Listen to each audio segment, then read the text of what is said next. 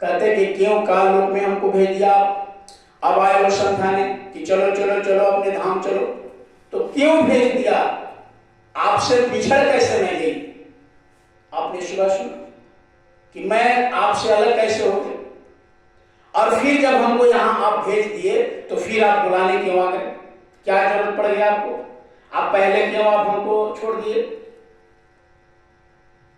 आगे कर, अब क्यों आए मोहि चेतावन, रूपी धरा तुम्हें अति मन भावन।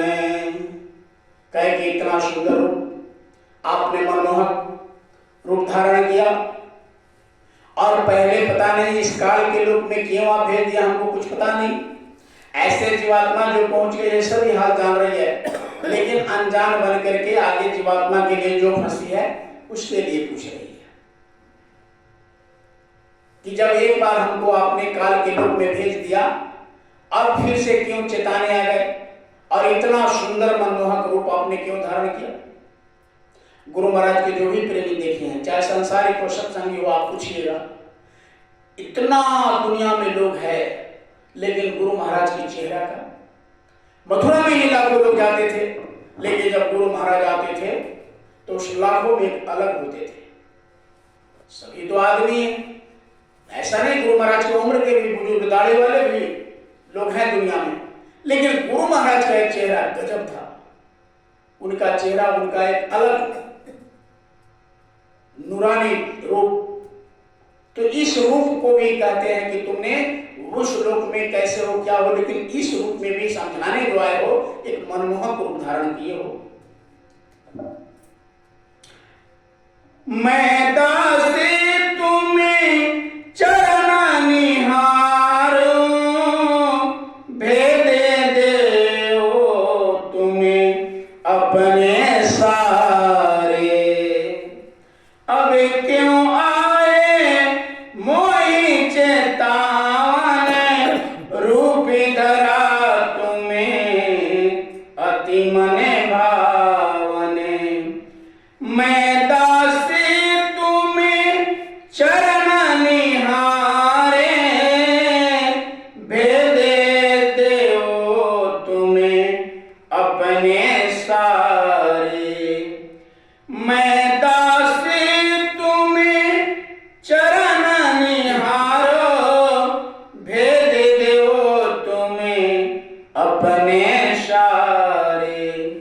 कहा कि तुम अपने सारे भेद हमको बताओ, सारे भेद हमको लखाओ कि आप इतना रूप मनमोहन क्यों धारे और क्यों आए। अब उत्तर यहां से, अभी तक तो सुबह से अभी तक आप प्रश्न सुन रहे थे, यानी उनका प्रश्नों की संख्या है 15 प्रश्न किया है उन्होंने। अब महापुरुष संत अब उनको समझा रहे हैं, अब अपनी वाणी बता रहे हैं। तुम्हें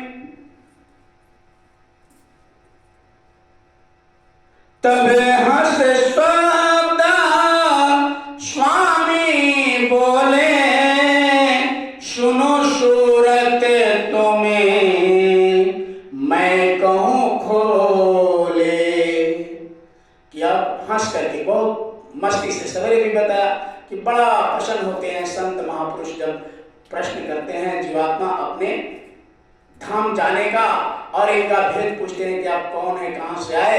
तो बड़े ही मस्ताना और मधुर, यानी मुद्रा में बैठ करके सब बड़ा ही, जैसे बच्चा है ना खेलता है, तो बुजुर्ग उसका खेल का मजा लेता है, बच्चा को खिलाता है। वो जानते हैं कि ऐसे खेलता है, ऐसे करता है, लेकिन उसी के साथ बच्चा बन करके बड़े लोग भी बच्चे के साथ ठुमक ठुमक कर उसको खिलाने का कोशिश करते हैं। उसी तरह से महापुरुष सभी बातों को समझ रहे हैं कि ये जीवात्मा, ये आत्मा अब कितनी पाक साफ हो रही है, और अपने घर, अपने वतन का कितना ख्याल कर रही है, एक एक चीज हमसे पूछ रही है। अब स्वामी जी महाराज बड़े प्रसन्न होकर के कहा कि सूरत, जितने तुम प्रश्न पूछी है, अब बड़े ध्यान से हमारे एक एक वचनों को सुनो और समझो। अब हंस करके, तब हंस करे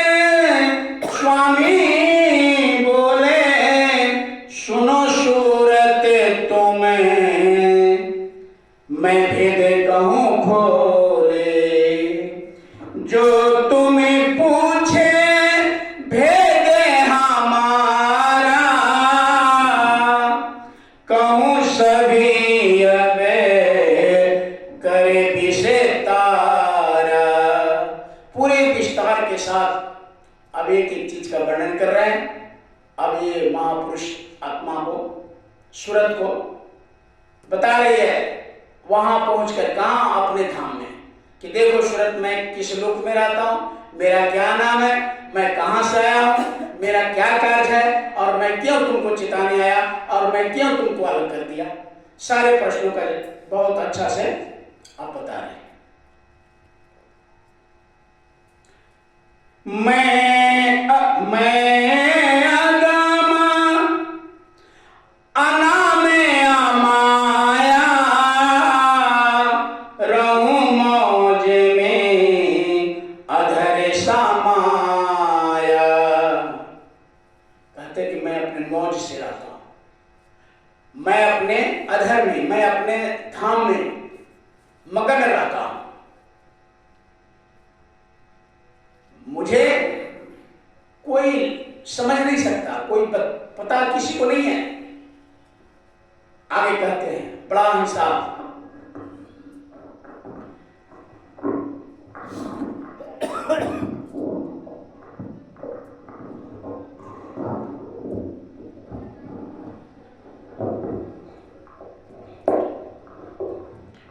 मेरा भेद ना कोई जाने, मैं ही कहूं तो कहने में आवे।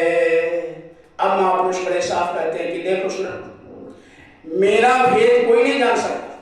जब तक मैं नहीं बताऊं, जब तक मैं नहीं कहूं, तो हमको कोई जान नहीं सकता, ना देवी ना देवता ना कोई भी नहीं जान सकते। हमको कौन जानता है, आगे बताते हैं। प्रथम अगम में रूपी धारा, दूसरे अलख पुरुष हुआ न्यारा। कहा कि पहले पहले मैं अलख अनामी से, अनामी में तो रहता ही था, उसके बाद अगर मैं पहला रूप अनामी धाम से आया तो अलख रूप धारण करके अलख लोक में आ गया।